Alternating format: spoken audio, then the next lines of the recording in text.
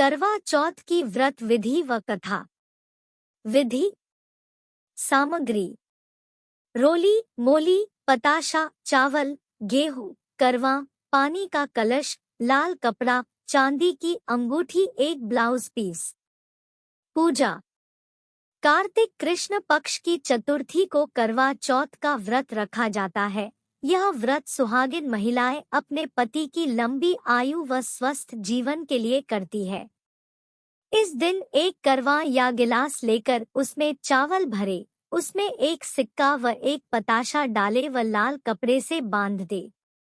कहानी सुनने के लिए मिट्टी से 4 कोण का चौका लगाए, चारों कोणों पर रोली से बिंदी लगाए।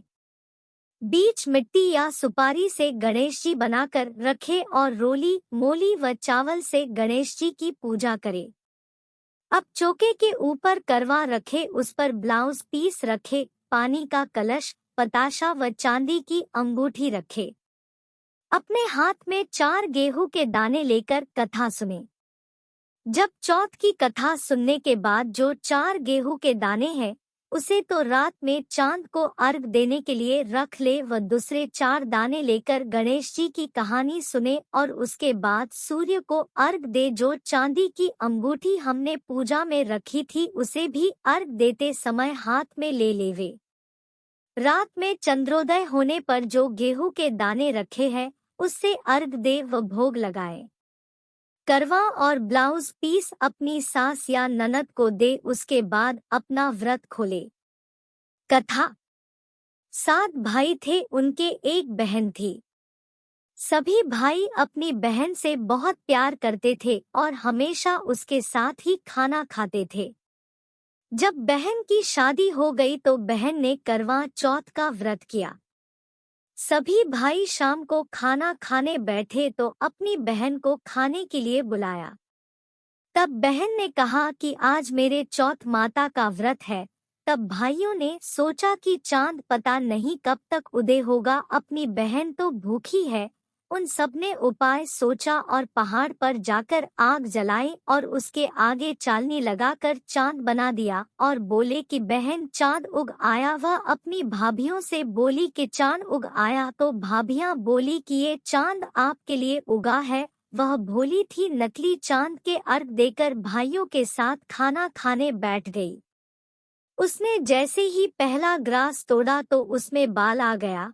दूसरा तोड़ा, इतने में उसके ससुराल से बुलावा आ गया कि लड़की को तुरंत ससुराल भेजो।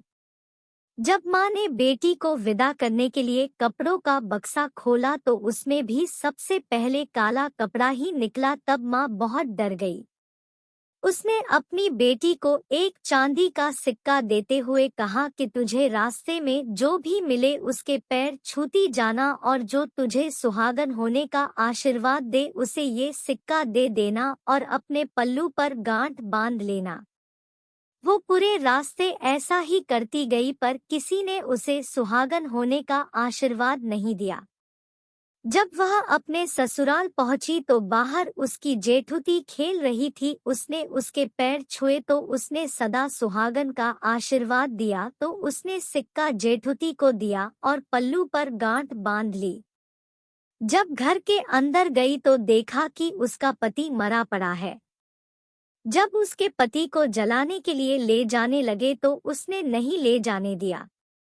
तब सबने कहा कि गांव में लाश नहीं रहने देंगे, तो गांव के बाहर एक झोपड़ी बना दी। वह उसमें रहने लगी और अपने पति की सेवा करने लगी। रोज घर से बच्चे उसे खाना दे जाते। कुछ समय बाद माघ की चौथ आई तो उसने व्रत किया।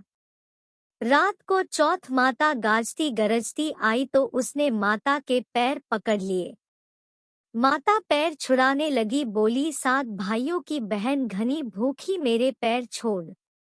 जब उसने पैर नहीं छोड़े तो चौथ माता बोली कि मैं कुछ नहीं कर सकती, मेरे से बड़ी बैशाख की चौथ आएगी, उसके पैर पकड़ना।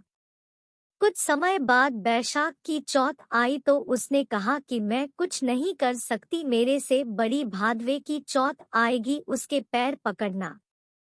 जब भादवे की चौथ आई तो उसने भी यही कहा कि मैं कुछ नहीं कर सकती, मेरे से बड़ी कार्तिक चौथ है, वो ही तेरे पति को जीवन दे सकती है, लेकिन वो तेरे से सुहाग का सामान मांगेगी तो तू वो सब तैयार रखना। लेकिन मैंने तुझे ये सब बताया है, ऐसा मत कहना।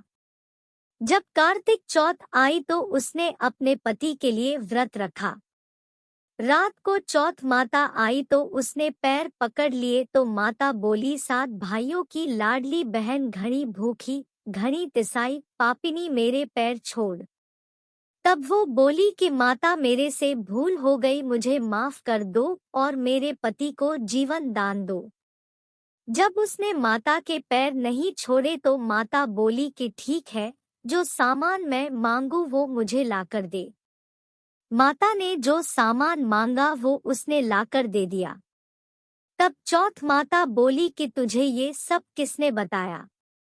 वो बोली कि माता मैं इस जंगल में अकेली रहती हूँ, मुझे ये सब बताने यहाँ कौन आएगा? चौथ माता ने मांग में से सिंदूर लिया, आँख में से काजल व चिटली अंगुली से मेहंदी निकालकर उसके पति के छिटा तो उसका पति जीवित हो गया। माता ने उसके पति को जीवित कर दिया और सदा सुहागन का आशीर्वाद दिया। सुबह बच्चे जब खाना लेकर आए तो अपने चाचा को जीवित पाया। दौड़कर घर गए और सबको बताया कि चाचा जीवित हो गए। सब लोग वहां गए तो देखा कि बच्चे सच कह रहे हैं।